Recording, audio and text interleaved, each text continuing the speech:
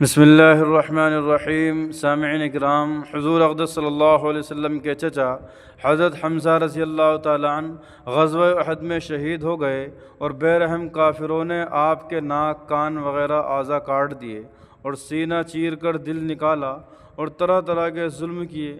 لڑائی کے ختم پر حضور اکرم صلی اللہ علیہ وسلم اور دوسرے صحابہ شہیدوں کی لاشیں تلاش فرما کر ان کی تجہیز و تکفین، کفن دفن کا انتظام کر رہے تھے کہ حضرت حمزہ رضی اللہ عنہ کو اس حالت میں دیکھا تو نہایت صدمہ ہوا، نہایت تکلیف پہنچی اور ایک چادر سے ان کو ڈھانک دیا۔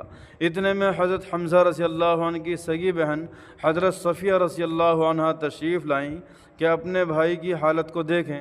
حضور صلی اللہ علیہ وسلم نے اس خیال سے کہ عورت ہے، ایسے ظلموں کو دیکھ کر برداشت نہیں کر سکیں گی، ان کے صاحبزادے حضرت زبیر رضی اللہ عنہ سے ارشاد فرمایا کہ اپنی والدہ کو دیکھنے سے منع کر دو۔ انہوں نے والدہ سے عرض کیا کہ حضور صلی اللہ علیہ وسلم نے دیکھنے کو منع فرما دیا۔ انہوں نے کہا کہ میں نے سنا ہے کہ میرے بھائی کے ناک، کان وغیرہ کاٹ دیے گئے، اللہ کے راستے میں یہ کون سی بڑی بات ہے؟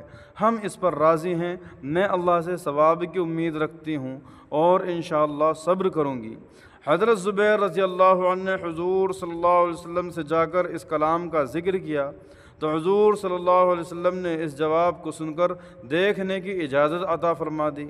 آ کر دیکھا، انا للہ پڑھی اور ان کے لیے استغفار اور دعا کی۔ ایک روایت میں ہے کہ غزوہ احد میں جہاں لاشیں رکھی ہوئی تھی، ایک عورت تیزی سے آ رہی تھی۔ حضور صلی اللہ علیہ وسلم نے فرمایا، دیکھو عورت کو روکو۔ حضرت زبیر رضی اللہ عنہ کہتے ہیں، میں نے پہچان لیا کہ میری والدہ ہیں، میں جلدی سے روکنے کے لیے بڑھا مگر وہ طاقتور تھی، ایک گھوسا میرے مارا اور کہا کہ پرے ہٹ۔ میں نے کہا کہ حضور صلی اللہ علیہ وسلم نے منع فرمایا ہے تو فوراً کھڑی ہو گئیں۔ اس کے بعد 2 کپڑے نکالے اور فرمایا کہ میں اپنے بھائی کے کفن کے لیے لائی تھی کہ میں نے ان کے انتقال کی خبر سنی تھی، ان کپڑوں میں ان کو کفنا دینا۔ ہم لوگ وہ کپڑے لے کر حضرت حمزہ رضی اللہ عنہ کو کفنانے لگے کہ برابر میں ایک انصاری شہید پڑے ہوئے تھے جن کا نام حضرت سہیل رضی اللہ عنہ تھا، ان کا بھی کفار نے ایسا ہی حال کر رکھا تھا جیسا کہ حضرت حمزہ رضی اللہ عنہ کا حال تھا۔ ہمیں اس بات سے شرم آئی کہ حضرت حمزہ رضی اللہ عنہ کو تو 2 کپڑوں میں کفن دیا جائے اور انصاری کے پاس ایک بھی نہ ہو، اس لیے ہم نے دونوں کے لیے ایک ایک کپڑا مقرر کر دیا، مگر ایک کپڑا ان میں بڑا تھا، دوسرا چھوٹا، تو ہم نے قرعہ ڈالا، پرچی ڈالی کہ قرعہ میں جو کپڑا جن کے حصے میں آئے گا وہ ان کے کفن میں لگایا جائے۔ قرعہ میں بڑا کپڑا حضرت سہیل رضی اللہ عنہ کے حصے میں آیا اور چھوٹا حضرت حمزہ رضی اللہ عنہ کے حصے میں آیا، جو ان کے قد سے بھی کم تھا کہ اگر سر کو ڈھانکا جاتا تو پاؤں کھل جاتے اور پاؤں کی طرف کیا جاتا تو سر کھل جاتا۔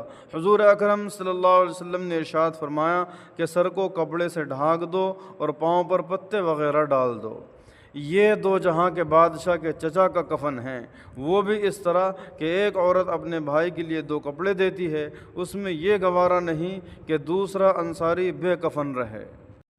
ایک ایک کپڑا بانٹ دیا جاتا ہے اور پھر چھوٹا کپڑا اس شخص کے حصے میں آتا ہے جو کئی وجہ سے ترجیح کا حق رکھتا ہے۔